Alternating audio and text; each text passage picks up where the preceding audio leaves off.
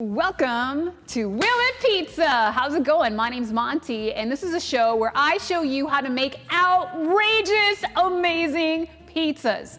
But the one thing you're gonna need for all of our recipes is pizza dough. You can buy your pizza dough, or you can be a maniac and make it yourself. It's so easy. I'm gonna show you how. Let's talk ingredients. 3.5 to 4 cups of flour. It needs to be bread flour, not regular all-purpose flour, because that's not gonna build a beautiful pizza dough for you. You need those protein strands to make it happen. 2 tablespoons of extra virgin olive oil, along with another 2 teaspoons of olive oil. 2 teaspoons of salt. 1 teaspoon of sugar. 1 packet of this instant dry yeast, and a 1.5 cups of water that's about 110 degrees. If this is your first time working with yeast, it's a friendly fungi. This is our friend. It is alive. How do you know it's alive? Super easy. You're gonna add your 1.5 cups of water to a bowl, 1 packet of this instant dry yeast, and then fungi are very hungry, so you need to give it a little sugar. You're gonna use 1 teaspoon, mix it up. Now what you're gonna look for is some foam. If the yeast isn't foaming, that means the yeast is dead inside. And while we're waiting for that to activate, we're gonna get started with mixing up our flour. Put about 3.5 cups, just gonna leave about 1/2 cup in there just in case the dough is too wet. We'll add a little more flour. We're gonna add kosher salt. Please, when you're using the stand mixer with just flour in it, do not turn it on high. You will be covered in flour. I speak from experience. Let's do this on a very low level. I'd say start off with 1. As you can tell, this yeast is starting to foam just a little bit. That foaming action means it is alive! It's alive! So we're gonna go ahead and put this yeast into our flour mixture. You're gonna start to see dough forming almost instantly. I just wanna show you what it looks like when you first start mixing it. You see how sticky it is? This might need a little more flour. Just gonna dust it. Scrape along the sides of the bowl, just so you can make sure that you've got all that flour incorporated into the dough. You're gonna add 2 tablespoons of olive oil. Do you see how elastic it is? That's what you're going for. We're gonna keep kneading this. I'm gonna add just a little more flour, because it's still a little sticky.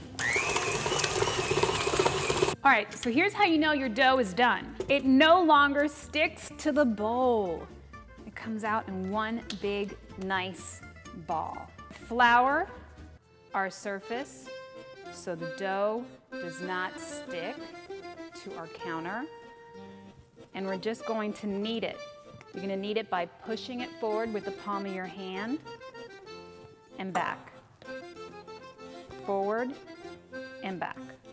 Then we're gonna tuck under, and you'll see that it looks very springy. That's that beautiful yeast. It's alive, so it's making all these bubbles of gas in the dough. We're gonna take another 2 teaspoons of olive oil, and we're gonna grease a much bigger bowl, because we're gonna let this dough rest for 1 hour to 2 hours until it doubles in size. You wanna make sure that you let it rest in a warm spot. Now here's a great little trick, so you know when it's doubled in size. Take a Sharpie, trace the outline of the ball of dough onto your plastic wrap, and when it's about 2 to 3 inches outside of that mark, you'll know that it's gotten twice as big and you're ready to go. Boom! Pizza dough! That was easy, right? Our dough has rested a little over 1 hour in the warmest spot we could find. Originally, it was this size, and now it is, boom, this size. We're gonna put it on a floured surface. I'm just gonna roll it out of the bowl. We're gonna cut it in half. And shape it again into a ball and put it very gently into some Ziploc bags. Boom! Our dough is ready. Now you can make about a 14-inch thin crust from this ball of pizza dough, or a thicker 10 to 12-inch crust if you want something with a little more chew. just need to wait about 15 minutes till the gluten has relaxed in this dough and it'll be ready to stretch out. Or you can leave it in your fridge for up to 3 days and use at will. I don't think it's gonna last that long in my fridge because we've got a ton of pizzas to make. Anyway, thank you for watching. Let me know what you thought of this recipe in the comment section below, and please like and subscribe to our channel. My name's Monty, and this is Will It Pizza.